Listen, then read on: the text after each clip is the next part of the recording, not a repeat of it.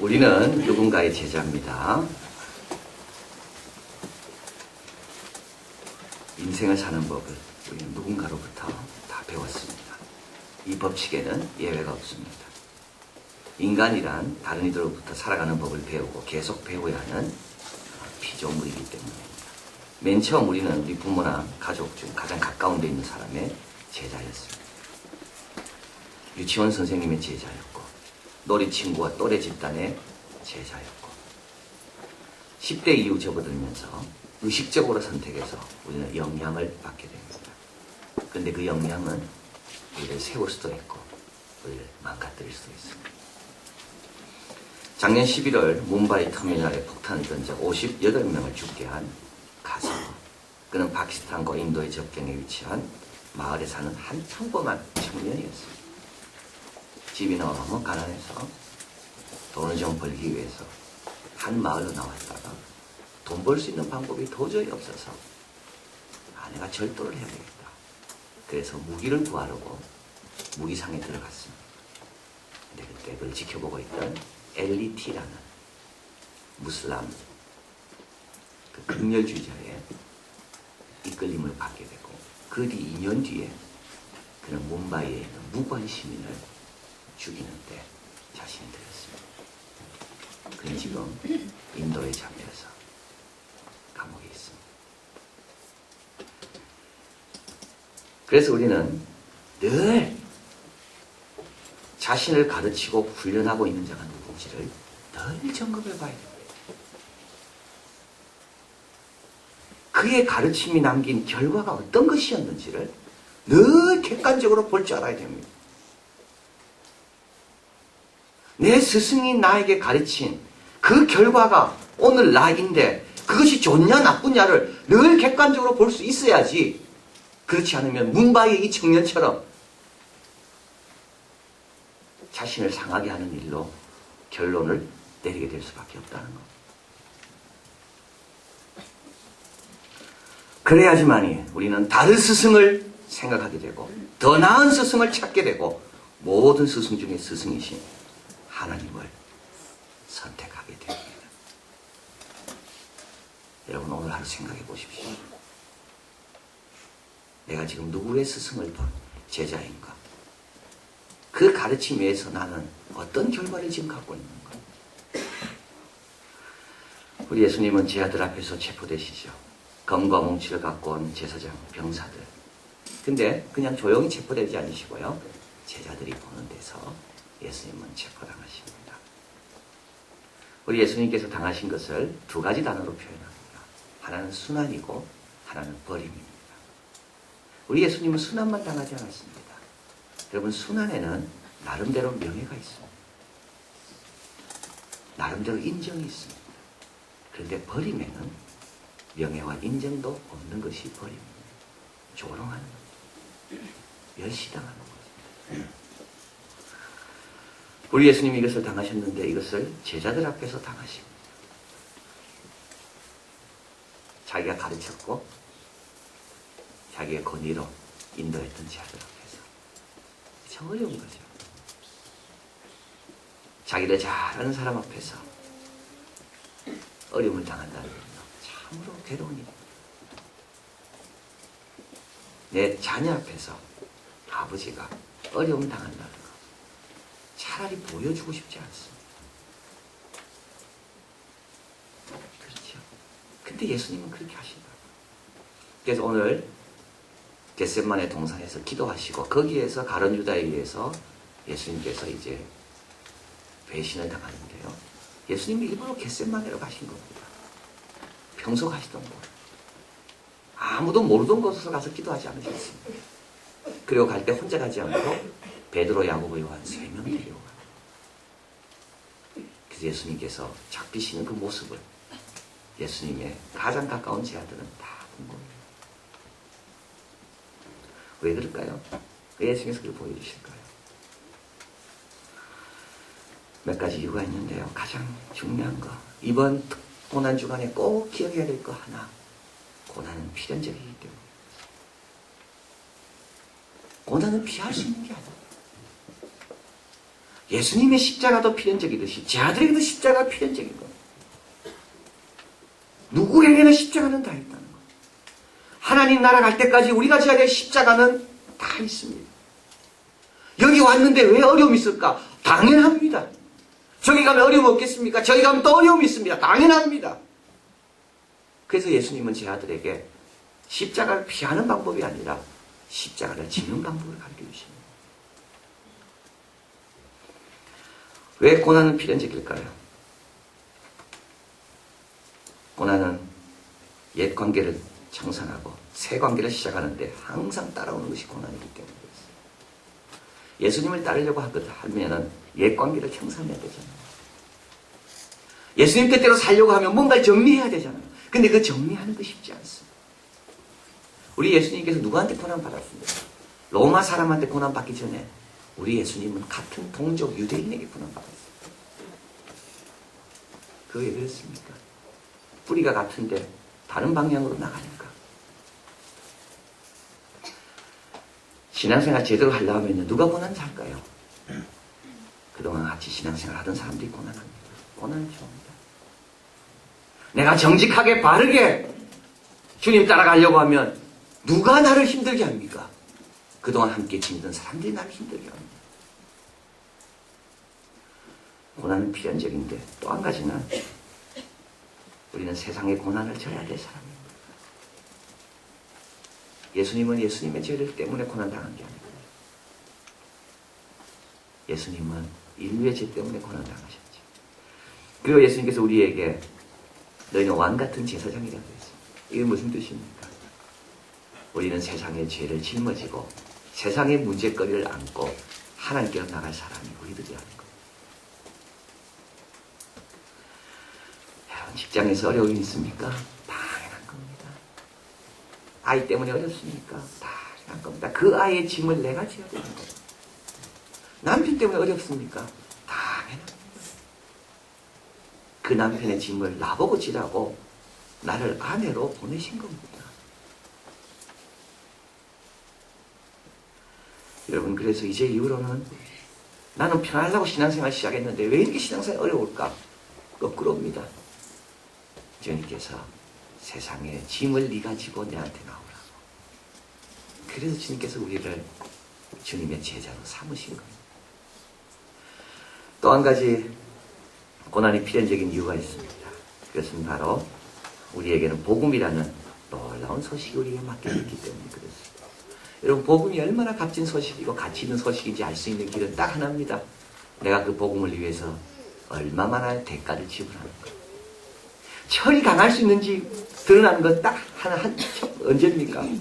무거운 걸로 때릴 때입니다. 무거운 걸로 때리기 전까지는 철이나 나무나 종이나 다 차이가 안 납니다. 그러나 무거운 걸로 때리기 시작하면 아, 이건 철이구나. 아, 이거는 종이밖에 안 되는구나. 이거는 나무구나. 이거는 그릇이구나. 다 드러나는 겁니다. 우리가 전하는 예수님에 대한 소식이 얼마나 중요한 소식인지는 그 소식을 위해서 메신저가 지는 그 짐이 얼마냐, 그거와 똑같은 거예요. 쉽게 숨겨버려요. 쉽게 감춰버립니까? 그건 그 가치가 그거밖에 안 된다는 겁니다. 우찌무라 간조가 말했습니다. 은혜는 곧바로 찾아오는 것이 아니다. 고난을 통하여 온다.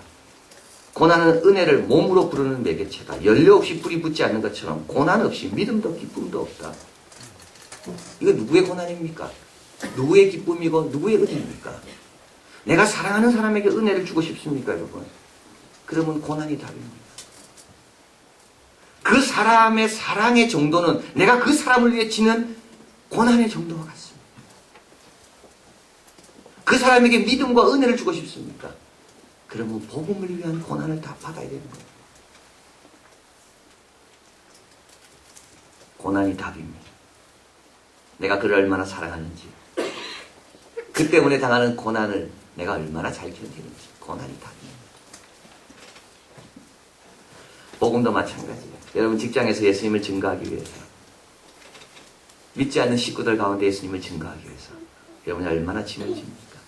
그게 답입니다. 말이 답이 아니고요. 그래서 제자들은 예수님의 복음을 증거해야 될 자들 아닙니까? 그러면 매를 맞으면서도 증거해야죠. 자기 것을 빼앗기면서도 증거해야죠. 그래야지 이 증거가 예수님이 그렇게 소중하구나. 그래서 제 아들에게 주님께서는 너희들에게는 고난을 피는 자 말씀하시는 것. 그런데 우리는 고난을 십자가를 안 지려고 합니다. 왜 그럴까요? 몇 가지 이유가 있는데요. 자기가 살아서 그렇습니다. 십자가가 무거운 사람은 딱 특징이 하나 있습니다. 자기가 너무 소중한 사람. 내 행복과 내 성공이 너무 소중한 사람은 십자가가 너무 무겁습니다. 그러나 주님만 생각하는 사람은 십자가는 무겁지가 않습니다. 여러분 지금부터 주님만 생각해 보십시오. 십자가가 무거운가? 직장에서 내가 얼만큼 인정받고 가정에서 내가 얼마나 대접받고 그런 거 생각하지 마시고요. 주님만 생각해 보십시오. 자신을 잊는 만큼 십자가는 가벼워집니다. 그런데 우리는 자신을 포기하지 못해요. 내 인생을 포기하지 못해요. 내 행복과 내 성공을 포기하지 못해요. 그러니까 십자가가 무거울 수밖에. 또 한 가지는 쉬운 방법, 다른 방법으로 찾으려고. 다른 방법 없습니다. 우리 예수님께서 3번이나 기도하셨잖아요. 이 잔을 내게서 옮겨주시옵소서. 한 신학자는 이야기합니다. 이 기도는 응답받았다는 거예요. 어떻게? 십자가를 지음으로. 이 잔이 옮겨지는 방법은 단 한 가지. 그 잔을 마시는 수밖에 없다는 거예요. 여러분 십자가를 피하는 방법은 딱 한 가지. 십자가를 지는 것밖에 없어요. 학생이 학교 가는 게 편합니까? 친구들하고 학교 가지 않고 놀러 가는 게 편합니까? 학교 가는 게 그래도 더 편한 거예요. 그렇죠. 오늘 새벽에 나오신 분들 힘들어도 여기 나오니까 편하지.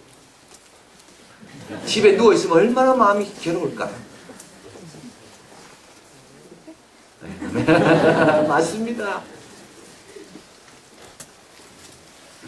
참 이상합니다. 내가 선택한 게 편할 것 같지만 실제로 주님께서 우리에게 주신 것이 훨씬 우리를 편하게 만듭니다. 다른 방법은 없습니다. 여러분. 그리고 또 한 가지 십자가의 축복을 알지 못해서 그렇습니다. 예수님께서는 십자가 지실 때 그 옆에 2명의 강도가 있었잖아요. 제 아들은 십자가 위에 올라가면 죽는 줄 알고 다 도망갔습니다. 근데 십자가 위에서 주님은 강도와 대화하십니다. 너는 오늘 오후에 나와 함께 낙원에 이르리라. 십자가 위에서 뭐가 이루어지는지 아십니까? 십자가 위에서 친밀한 교제가 이루어지고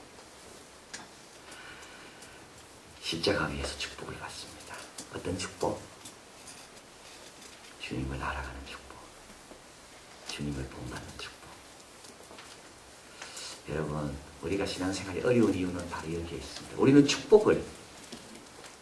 주님을 알아가는, 주님을 본받는 그런 축복보다 우리는 자꾸 내가 잘되고 내가 인정받는 것이 축복이라고 생각하기 때문에 신앙생활이 어려운 거예요. 그래서 십자가가 나타나기만 하면 견딜 수가 없는 거예요. 참된 축복은 내가 죽을 때까지 주님의 깊은 사랑을 조금이라도 더 깊게 하는 것이 그게 참된 축복입니다. 근데 그것이 십자가 위에서 이루어집니다. 디트리 보네퍼 1906년에 독일의 브레슬라우에서 태어났습니다. 보네퍼는 아주 유복한 가정. 아버지는 정신과 의사. 모든 형제들 다 박사. 피아노를 얼마나 잘 쳤는지 어릴 때부터. 책을 얼마나 좋아했는지. 21세의 나이로 베를린 대학에서 신학 박사학위를 받습니다. 24세 나이로 대학에서 신학교에서 가르치십니다. 근데 이분은 주님을 너무 사랑했기 때문에 수업 시간에 기도하고 시작했습니다. 신학생들인데도 큰 충격을 주었다고 합니다. 꼭 기도하고 수업할 필요 있나? 근데도 그는 그리스도를 본받기 위해서 수업하기 전에 기도하고 시작했습니다. 나치 정권이 들어서게 됩니다. 이 사람은 유대인이 아닙니다. 그러나 유대인들이 불이익당하는 것, 어려움 당하는 것을 견딜 수가 없어서 나치에 대항하는 독일 고백교회 운동을 일으킵니다. 그리고 비밀 신학교를 만들어서 거기에서 신학생들, 목회자 후보생들을 가르치게 됩니다. 나치의 핍박이 더 심해지자 미국에 있는 유니온 신학교의 친구들의 주선으로 미국을 한 달 정도 피신해 가 있게 됩니다. 근데 마음이 편하지가 않아요. 이렇게 자기 일기에 말하고 있습니다. 내가 있는 곳에는 독일도 없고 형제도 없다. 내가 왜 이곳에 있는지, 이곳에 있는 것이 의미가 있는 건지. 라이언드 니버라는 유명한 신학자에게 답변 편지를 씁니다. 미국으로 건너온 것은 나의 실수였습니다. 그리고 그는 한 달 있다가 독일로 돌아갑니다. 이렇게 말합니다. 여행이 이제 마지막이다. 미국 생활도 즐거웠지만 고국으로 돌아가게 되어 더 기쁘다. 적어도 나는 장차 어떤 결정을 내릴 때 무엇이 가장 중요한 기준으로 삼아야 하는지 알게 되어서 기쁘다. 배에 오르자마자 내 갈등은 사라졌다. 그리고 그는 히틀러 암살 음모를 꾸미다가 체포되어 히틀러가 자살하기 보름 전 1945년 4월 9일 39의 나이로 처형당해서 죽습니다.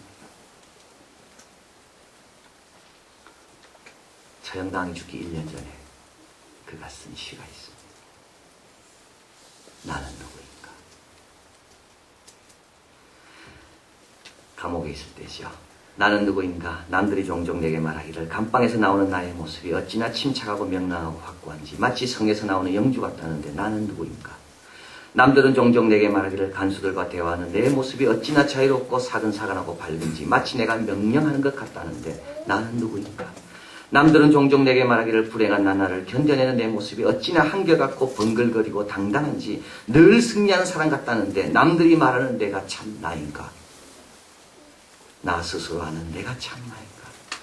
세상에 갇힌 새처럼 불안하고 그립고 병약한 나, 목 졸린 사람처럼 숨을 쉬려고 버둥거리는 나, 빛깔과 꽃 새소리에 줄이고 따스한 말과 인정에 목말라 하는 나, 방장과 사소한 모욕에도 치를 떠는 나, 좋은 일을 학수고대하며 서성거리는 나, 멀리 있는 벗의 신변을 무력하게 걱정하는 나, 기도에도 생각에도 일에도 지쳐 멍한 나, 풀이 주고 작별을 준비하는 나인데 나는 누구인가?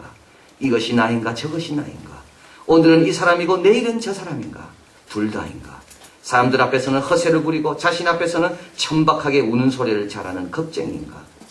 내 속에 남아있는 것은 이무 거둔 승리 앞에 꽁무니를 빼는 폐잔병 같은가? 나는 누구인가? 그리고 주님께 이야기합니다. 고독하게 던지는 물음이 나를 조롱합니다. 그러나 내가 누구인지 당신은 아시거든. 나는 당신의 것입니다. 오 하나님, 여러분 누굽니까? 여러분 지금까지 나는 누구라고 생각하며 살아왔습니까? 여러분 누구의 제자입니까? 누구의 제자가 되고 싶습니까? 예수님 말씀합니다. 너희가 내 말에 거하면 참 내 제자가 되고 진리를 알지니 진리가 너희를 자유케 하리라. 누가 참 제자인가요? 내 말에 거하는 자. 누가 자유를 누립니까? 진리를 알지니 진리가 너희를 자유케 하리라. 이 진리는 뭡니까? 십자가. 이제 더 이상 여러분 어렵다고 말하지 마십시오. 이제 더 이상 그 사람 때문이라고 말하지 마십시오. 오히려 그 사람 때문에 하나님께서 나를 보내신 거예요. 그 사람의 부족을 감당하라고. 예수님의 제자다운 모습으로 십자가를 지고 기쁨으로 따라가는 승리하는 종 되시기를 진심으로 바랍니다. 기도하겠습니다.